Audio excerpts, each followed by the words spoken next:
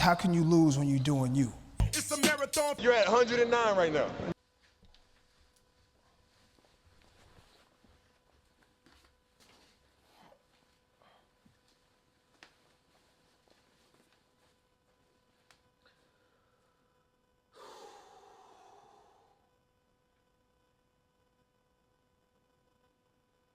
I need to head to bed. Tomorrow is another day. Tomorrow, I go to the high school to sub. Subbing starts at 8:30 in the morning. I heard someone say that subbing is the best because you get the opportunity to be in the classroom without all of the responsibility that teachers have. That's true. That's very true.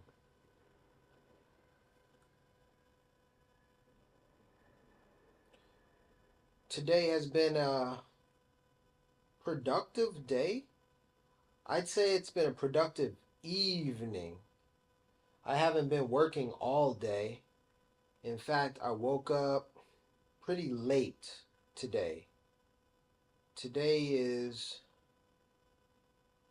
Wednesday.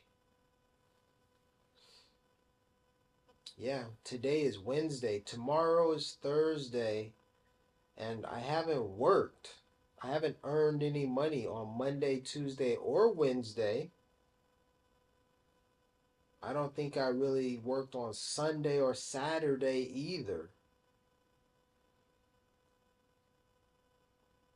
Last week I worked on Wednesday, Thursday, and Friday. I think that's what happened. Last week was a pretty productive week. Now, as for today, it was not a productive day. Basically, my days haven't been very productive. One of the reasons is because I'm moving. I'm in the process of moving. I haven't really known what is to come. I've been I've been on shaky ground recently. And only when I knew what was coming, the fact that I have to move, I have been still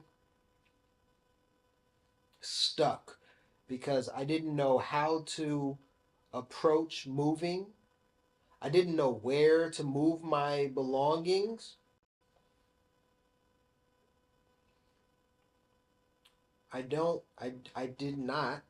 I don't have to move my belongings into storage because my mom and dad have offered space in their garage and in their home to house my belongings.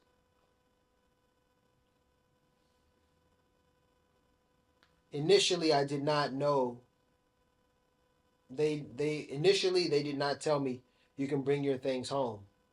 No. So I was preparing to let things go. I posted ads on eBay, Craigslist, but to no avail. I sold only one thing of the many. I have maybe more than 12 eBay auctions going on. I sold one item of all of my belongings. And in the process, in this whole process, something that I've known, but I haven't taken into consideration wholeheartedly is the fact that none of these belongings, number one, none of the belongings define me. For instance, I have a 65-inch television, and push comes to shove, Anyone can have it. My concern going forward is that I buy gold, which is interesting because I read today that the laws pertaining to the sale of gold is going to change. So when I started learning about precious metals, it was more than 20 years ago, about 23 years ago, and precious metals were the purchase of precious metals. In the state of California, it goes like this. You can purchase $2,000 worth of silver, gold, palladium, platinum, whatever, and you will not be taxed. That transaction will not, that will be a tax exempt transaction, $2,000 or more. Apparently, with the article that I read said in the future, those transactions will be taxed. That's not good because precious metals are stores of value. Stores of value, whereby if you earn money and you want to save your money and you want your money to grow in value, you can convert your cash into precious metals, and they will store, the value will be stored there and possibly appreciate over time. In the case of gold, when I started learning about gold 23 years ago, gold was priced at around $600 per ounce. 23 years later, it's more than $4,000 per ounce. Rather than all of the belongings, all of the things, the books are good. Books are very good. But aside from the television, the bicycle, and other things that I own, I have luggage. I have a beautiful set that I purchased from a Japanese brand. A beautiful set of luggage, of suitcases. I rarely use them. I have traveled a lot, and yet I still don't use that luggage. I use backpacks, and I'll use at least one small carry-on suitcase. I have 4 different sizes. I don't even use that.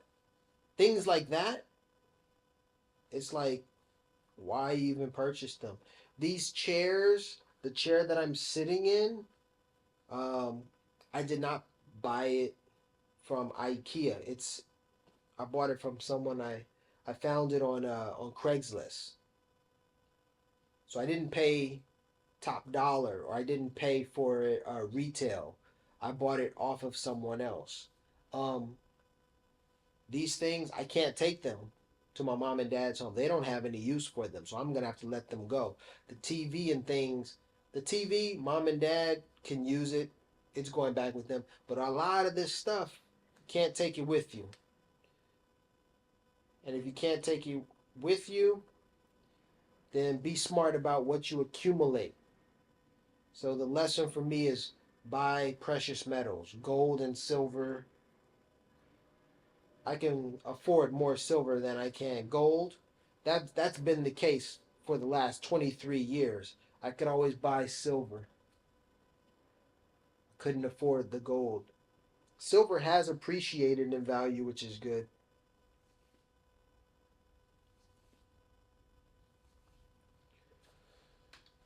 But you can't sell this stuff. You can't get rid of it. The stuff that you acquire, the television is a technology, and technology is moving so rapidly that the value of the television from when I purchased it is now a fraction of what it was. These chairs have been used, they're worn, they're not new. But people can use them, and people would want them. I had 3 of these chairs. I set one of the chairs out there in the front. It was gone in a few hours. If I set these chairs out there in the front, they'll be gone rather quickly. They're excellent value. And if someone sees it and knows the value, yeah, they can absolutely benefit from this. So anyway, I've got to go to sleep. Today has been a productive day because I uploaded 3 or 4 videos. I've been able to curate this nice space here where I'm showing off my artwork. I have the lights going. Things are looking good. So I can sit here, in this space while I have access to this space because I'm moving. I've got to be out of here in the next 7 days. Yeah, 7 days I got to be out of here. So I've got to get things and move them and make sure this place is clean. It will be. But I'm enjoying this opportunity to record my final thoughts here. It's been 3 years. I've lived here for 3 years. The majority of things that I have taken, moved back to my mom and dad's place include books. I have a library. I haven't read all of the books, but I have certainly gone to the books like this one, Parable of the Sower.